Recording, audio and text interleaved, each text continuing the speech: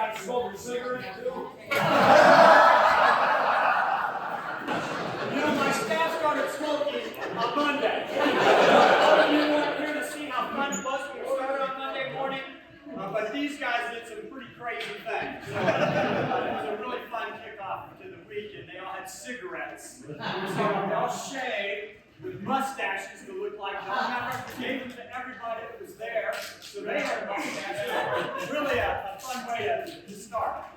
Everybody got a cup? Yes, sir. So line. To the best woodworker we've ever known, Doug Day.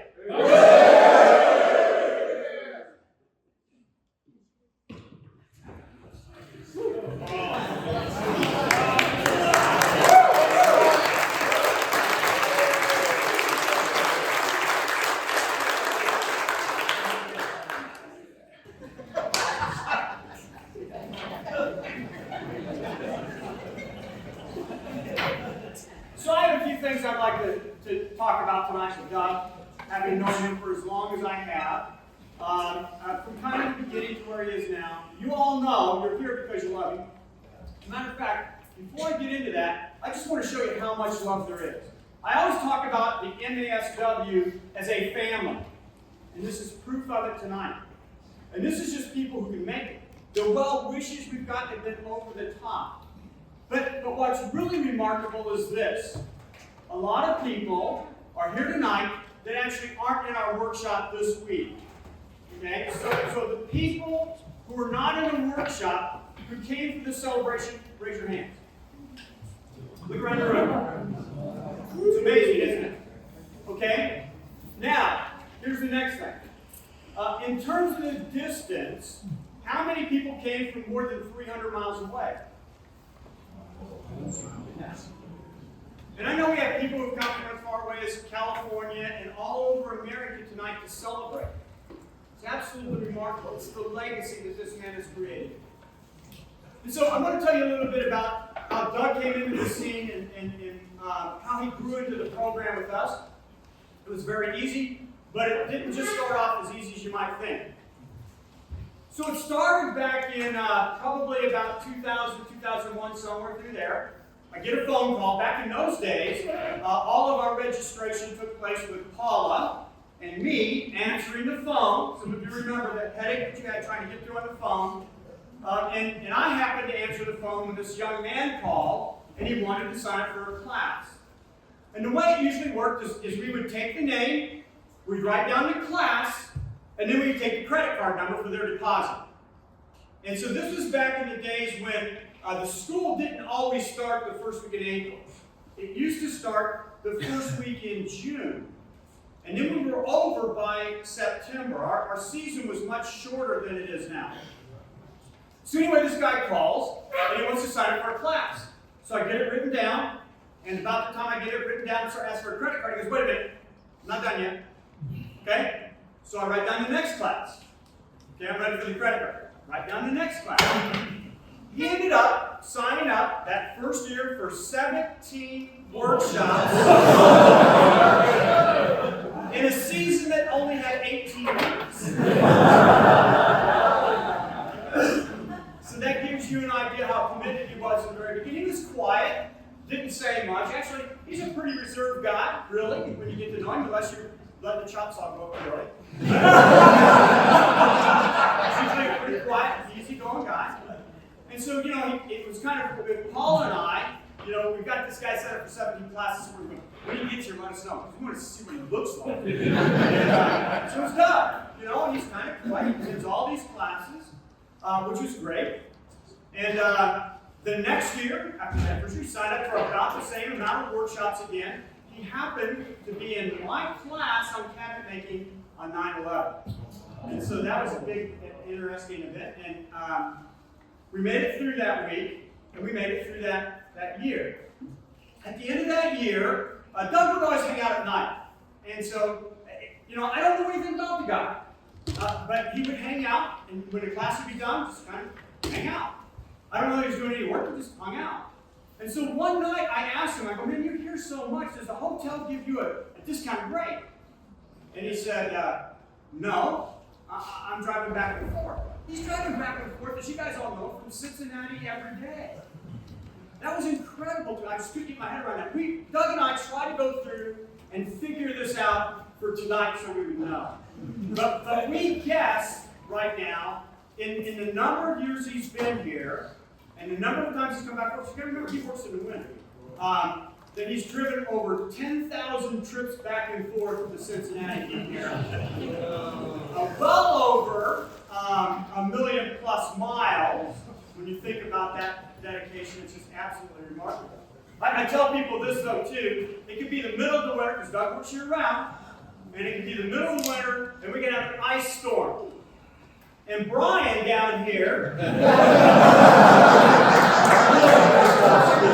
lives 3 miles from the school, and he calls to say he can't make it in because the roads are icy, but Doug answers the phone.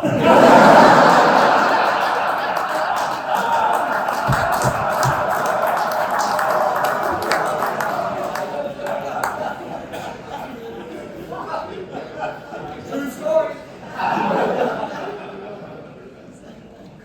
So after his second year of being here, hanging out, and kind of getting to know him a little bit better, I finally asked him the last day of that particular year what his plans were.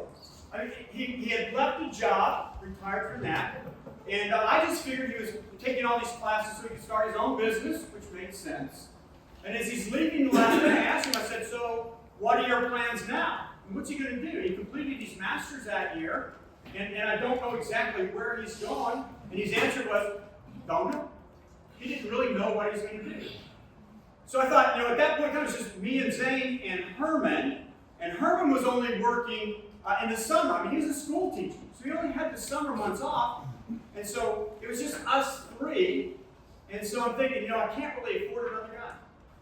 You guys all know this, okay? This is really a unique, unbelievable opportunity to have a business that's privately owned, that lives and exists 100% by tuition. And trust me, it is not an easy thing to do. And so we don't have any extra money. And so for me, I can't offer him a job. I just can't do that because I don't have that kind of money. The guy lives in Cincinnati. And I asked him, I said, do you think that maybe there'll be some times when you might want to come and just help us? And he said, yeah, I think I'd be willing to do that. And I said, well, you know what, I don't have a lot of money, and I'd like to pay you, but I just don't have the means. And it's kind of like, doesn't matter to me. This is honest God's truth, and I'm embarrassed to tell you this, but you got to go back, this was 20 plus years ago. I offered him $400 a week. That's what he started at, that's what he's still at today.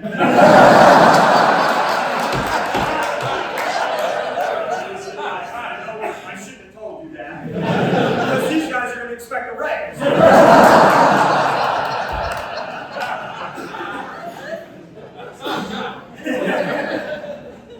So I just want you to get your head around that. Driving back and forth every day, working the number of hours we work just to be here to meet you and to work with you and to spend time with you and learn about your family and let you learn about his family.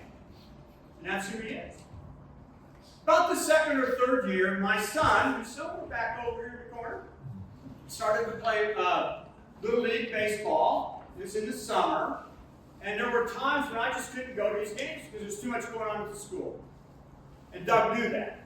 Now, Doug has a son and daughter. His daughter's here right now. And their children were just a little bit older than ours.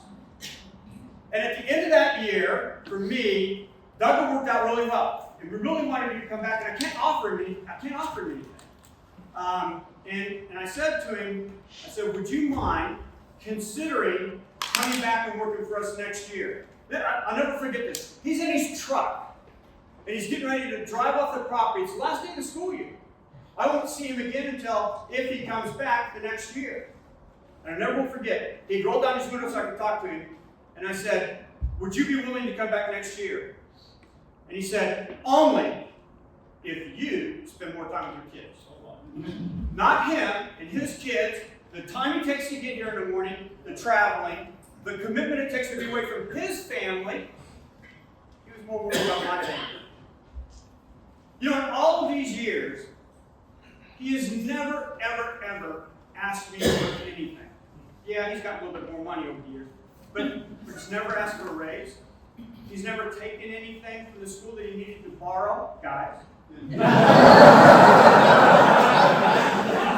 not like Zane, though. Y'all knew Zane, right? And so the thing with Zane was, he lived pretty close, but the rule was I couldn't go to Zane's house unless I gave him an hour's notice so he could put all the tools up at my hand. So it wasn't quite that way with Doug. But he did. He stayed on and he committed to being a part of our family. As time went on, and I tell people this and you think about this. Okay, so our program as it's continued to grow, I mean, back then I think we were doing, when Doug came, we were doing 2 classes the same week. Now we're up to 7, potentially 7 classes at the same time. Right, Alan? Got to spend it in Broadmoor this last weekend. Thank you for that. She's in the Cedar Hall. That's a little inside joke between us. He'll tell me that for the rest of his life. He'll be dead 5 years, he'll still be telling the same story right after this class in a hallway. But in any case, he was able to grow with us as we grew.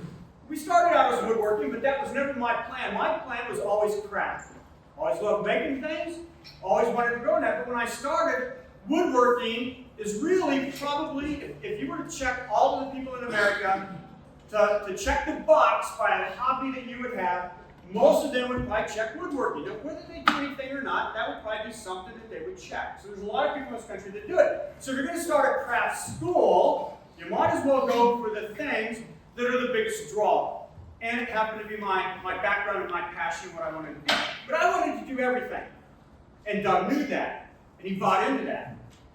And I think that's what helped him to grow in the school. So year after year, as we started to grow and take on more workshops, and as we started to diversify and bring in other classes, things like the blacksmithing, which was first for us, because it was ancillary to woodworking, because you could make hinges, you could make knobs, or whatever it was. Then we moved into the leaded glass thing, because now you do a stained glass panel, which would be cool. I think it'd be something you could put into the cabinet. And that's how I logically knew I could grow into other craft. It had to somehow grow from the woodworking community, which it did. And it grew and grew and grew, and now we're finally doing a little bit of absolutely everything. And you all know, and we happen to have a handful of our instructors here right now, you know that they're the best craftspeople of all modern times, period. And when you spend time with those people, week after week, month after month, year after year, not only do you learn a lot, but you yourself help other people with their learning. And then you work with the instructors and you learn from them, and then the next year they're back again. And maybe the next year we have a different instructor who teaches the same topic, but in a different way. And you do that for 20 plus years. Now it's close to 32 weeks a year after year after year. Imagine what that person would know. I can tell you today, with certainty, that there is nobody right now in all of North America that has the talent that this man here has. And you know that, don't you?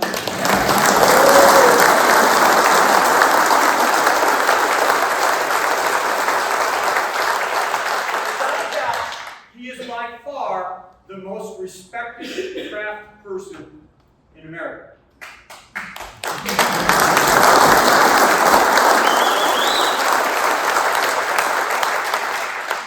say it this way, he's a savant at what he does.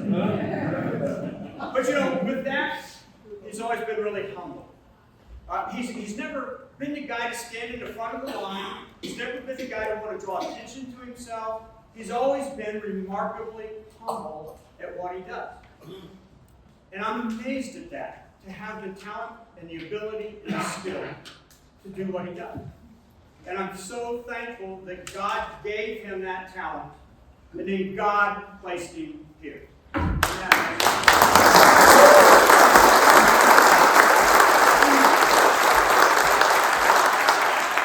As you guys know, we're concerned a little about Doug leaving, because these guys won't know what to do. They're pretty talented too. I say that out of jest. But the fact is, Eric had a shirt on today that said, "Wait a minute, I'll ask Doug." You've seen that shirt around here. They've had it for a couple of years. But Doug's leaving. And we're not going to be able to do that anymore. So guys, can you stand up and take off your sweatshirt?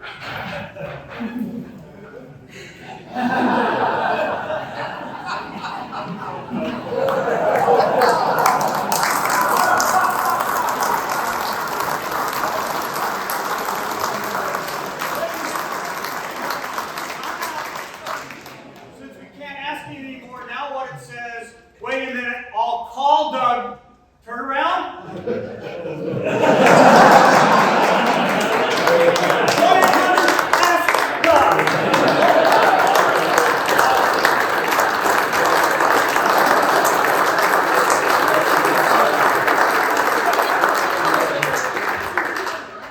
You know, these guys love me, and so do we. And we know you do too.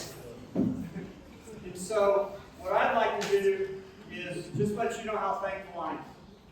Doug, thank you for all the years of loyalty, inspiration, compassion, leadership, wisdom, and incredible character. Doug, thank you for the hundreds of instructors whose workshops were successful because of you. Yeah. Doug, thank you for teaching thousands of people to work safely in their shops.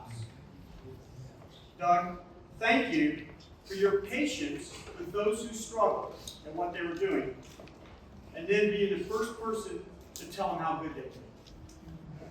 Doug, thank you for sacrificing your time away from your family to be with us.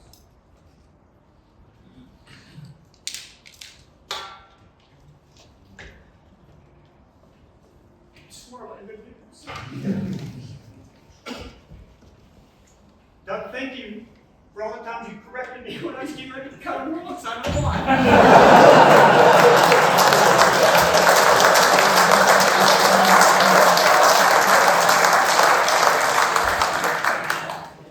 You know, thank you, Doug, for when you were there for me at Zane's funeral. And again, it hurts. Thank you. And Doug, thank you for always giving me your very best. Let's hear it. Here we go.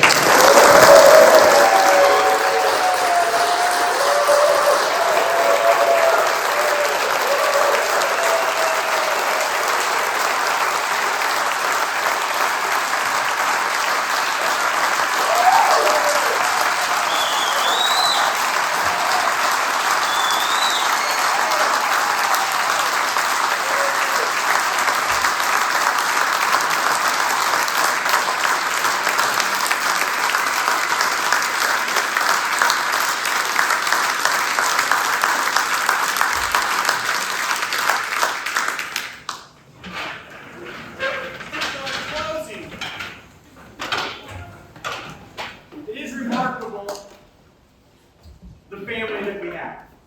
And we're all part of this family. And I mentioned to somebody tonight, heck, I'd rather be here with this family than with my own family. We're very, very fortunate that you all feel that same way. And that you're all here tonight. That means so much to us. And I can't imagine what it means to Doug. And this will be something that he'll carry with him in his heart for the rest of his life. And you know what's cool about that? Is so will you. Thanks, everybody, for being here tonight. We appreciate it.